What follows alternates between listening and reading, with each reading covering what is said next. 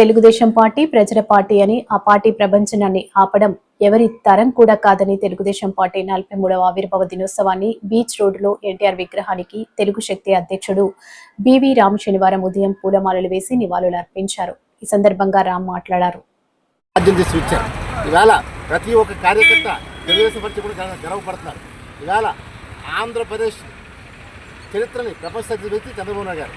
చంద్రబాబు నాయకత్వంలో తెలుగుదేశం పార్టీ ఇంకా ముందు దూసుకెళ్ళిపోతుంది.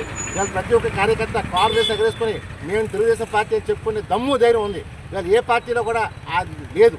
అందువల్ల మేము ఒకటే కోరుతున్నాం, రానున్న రోజుల్లో చంద్రబాబు గారి నాయకత్వం ఇంకా ఆంధ్రప్రదేశ్ ముందు దూసుకోవడం ఖాయం.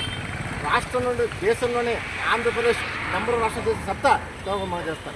జై ఎన్టీఆర్, జై ఎన్టీఆర్.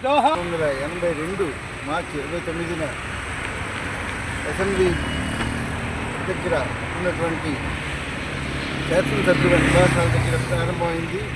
ఆ రోజు మేము ఒక విద్యార్థిగా పాల్గొన్నప్పుడు ఎన్టీ రామారావు గారు చేసినటువంటి ఒకే ఒకటి, తెలుగుదేశం పార్టీ కార్యకర్త ప్రతి ఒక్కరూ కూడా నీతి నిజాయితీగా న్యాయంగా ధర్మంగా వెళ్ళాలి, మనం ప్రజల కోసం పనిచేయాలి, పౌరుల హక్కుల కోసం పనిచేయాలని చాలా స్పష్టంగా తెలియజేశారు.